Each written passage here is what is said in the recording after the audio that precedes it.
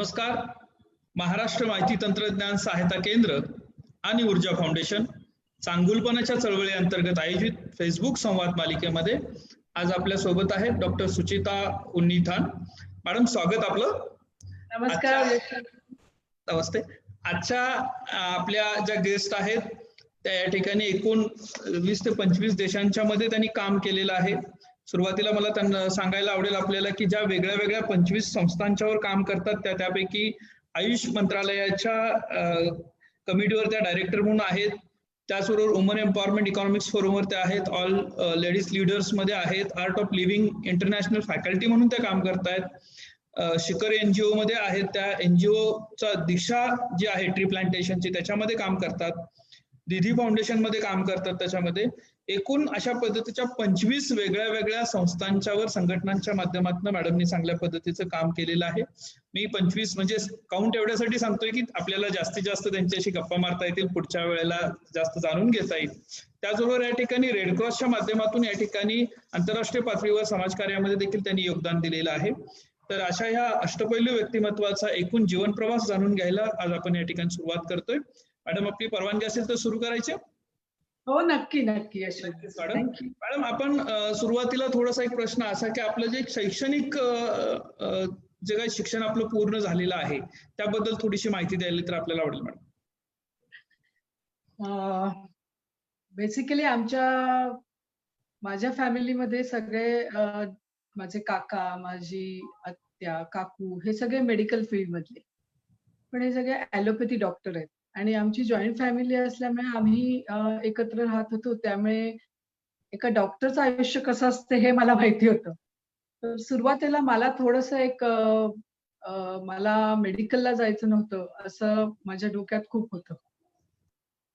पण over the period of time मला त्याचा इम्पॉर्टन्स कळला. फक्त मला एवढंच, नेहमी माझ्या आयुष्यात काही अशा घटना घडत गेल्या की माझा विश्वास जास्त अल्टरनेटिव्ह मेडिसिनवर, म्हणजे आयुर्वेदा म्हणा किंवा होमिओपॅथिक म्हणा, युनानी म्हणा किंवा ह्या टाईपच्या मेडिसिन्सवर जास्त बसत गेला. कारण माझे स्वतःचे अनुभव आयुष्यात तसे मला मिळत गेले. आणि आमच्या घरात ॲलोपॅथी डॉक्टर असल्यामुळे त्यातल्या काही त्रुटी ज्या आपण म्हणू की त्याच्यामध्ये काही ड्रॉबॅक्स होते, त्याच्याने माझं मन असं बनत गेलं की मला ह्या फील्डमध्ये डायरेक्टली, आणि तेव्हा तर असं वाटायचं की नाहीच जायचं. पण पुढे पुढे जसं अनुभव येत गेले तसं मला त्याच्याबद्दल जास्त समजत गेलं. आणि मग medical field itself I started liking. आणि मी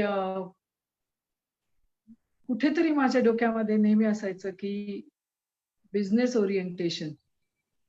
नॉर्मली तुम्ही असं बघाल की जरा महाराष्ट्रीयन फॅमिलीमध्ये ऍटलिस्ट माझ्या काळात नोकरीला जास्त प्राधान्य दिलं जायचं. बिझनेस असं करायला असं कुणी पटकन पुढे यायचं नाही. आणि MBA करायचं माझ्या मनात तेव्हापासूनच होतं, कारण मला स्वतःला काहीतरी स्वतः करायचं हे नेहमी वाटायचं की आपण आपलं स्वतःच काहीतरी करावं, छोटं का होईना पण आपलं स्वतःच काहीतरी करावं. आणि त्याच्यासाठी काय पाहिजे, काय त्याचा अभ्यास असायला पाहिजे किंवा त्याची माहिती आपल्याला कुठून मिळेल, असं सगळं करताना माझा इंटरेस्ट तो MBA मध्ये आला. म्हणजे MBA करावं असं वाटलं मला. आणि दॅट इज द रिझन की मी MBA केलं त्याच्यामध्ये. आणि ह्या सगळ्या ह्याचा मला पुढे माझी PhD करताना एक सतत काहीतरी करत राहावं हा माझा नेचर आहे. कारण मला असं वाटत राहतं की आपण काहीतरी अजून वाचावं. वाचायची आवड आहे मला प्रचंड. त्यामुळे वाचन करतानाच असं वाटतं की अरे, ह्या जगात एवढं नॉलेज आहे की अजून आपल्याला काही विशेष कळलेलं नाहीये. आणि तो सर्च चालूच राहतो की आता पुढे काय करायचं, आता पुढे काय करायचं. तेव्हा मला माझे एक सिनियर डॉक्टर कलीग होते. तर ते म्हणले की तू तुझ्या विषयात एवढी पॅशनेट आहेस तर तू त्याच्यावर काहीतरी रिसर्च कर. काहीतरी असं तुला कसा अनुभव येत गेला किंवा अल्टरनेटिव्ह मेडिसिन पण कसं हेल्पफुल आहे त्याच्याबद्दल थोडंसं अजून जी आपल्यामध्ये नकारात्मकता होती तेव्हा, की फार तेव्हा खूप ऑल्टरनेटिव्ह मेडिसिन म्हणलं की बरेचदा त्याला क्वॅक मेडिसिन म्हणलं जायचं. तर त्या दृष्टीने मग काहीतरी असं ठोस कर की ज्याच्यातून त्याला एक डॉक्युमेंटेशन होईल. आणि that made me going for my PhD. कारण आपल्या इथे डॉक्युमेंटेशनला फार महत्व आहे.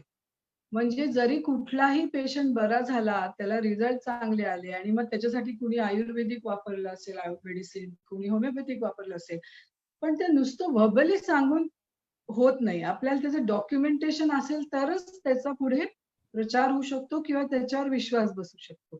या याने पण म्हणून मग मी ऑल्टरनेटिव्ह मेडिसिनला धरून पोस्ट ऑपरेटिव्ह केअर हा माझा पीएचडीचा विषय घेतला मी. तुम्ही म्हणाल पोस्ट ऑपरेटिव्ह केअर का? तर बरेचदा माझ्या असं प्रॅक्टिसमध्ये लक्षात आलं की ऑपरेशन टेबलवर सक्सेसफुल होतात. Surgeon has done his job well and he डिक्लेअर्स that operation is successful. But many a times, lot of complications happen post-operative. आणि post-operative care मध्ये थोडंसं कुठेतरी मला असं वाटतं की आपण ॲलोपॅथीमध्ये फक्त पस न व्हायला जी मेडिसिन्स लागतात लाईक अँटीबायोटिक्स म्हणा किंवा आणि काय ह्याच्यावर जास्त जोर असतो की वूंड लवकरात लवकर हील व्हावी आणि बाकी काही कॉम्प्लिकेशन्स होऊ नये, पस होऊ नये ह्याच्यासाठी.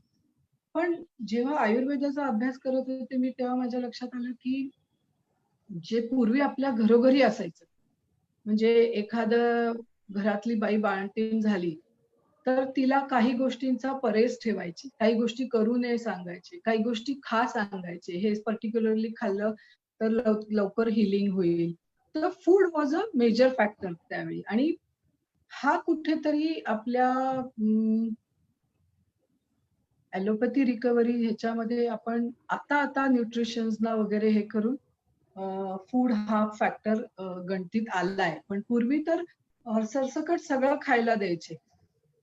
म्हणजे त्याच्यावर काही रिस्ट्रिक्शन्स किंवा असं प्रॉपर डाएट ज्याला म्हणू आपण की ज्यांनी हिलिंग फास्टर होईल असं काही त्याच्यावर अभ्यास केलेला गेला नव्हता. आणि वेअरएज आयुर्वेदा जेव्हा एखादी शस्त्रक्रिया होते तेव्हा त्याच्यामध्ये खूप सारे पैलू डोक्यात घेते रिकव्हरीच्या वेळी. ते म्हणतात तुमचं डाएट कसं असावं, तुमची रूम टेम्परेचर कशी असावी, तुमची दिनचर्या कशी असावी, हे सगळं मॅटर होतं त्याच्यामध्ये. आणि हे करताना असं लक्षात येतं की तुम्ही जर हे पाळलं तर रिकव्हरी इज मच बेटर आणि पोस्ट रिकव्हरी मिसहॅप हे फार कमी होत जातात. आणि हा अनुभव आला आणि त्याच्यातूनच पुढे माझ्या प्रॅक्टिसला मान्यता मिळाली. म्हणजे लोकांना इतर डॉक्टरांना हे पटायला लागलं की येस, ही मेडिसिन्सचा सहारा जर आपण घेतला, इव्हन ॲलोपॅथीने घेतला, तर post recovery mishaps will be less किंवा पोस्ट रिकव्हरी चांगली होईल. आणि दॅट इज हाऊ मला हा विषय फार त्यावेळी इंटरेस्टिंग वाटला पीएचडी करायला.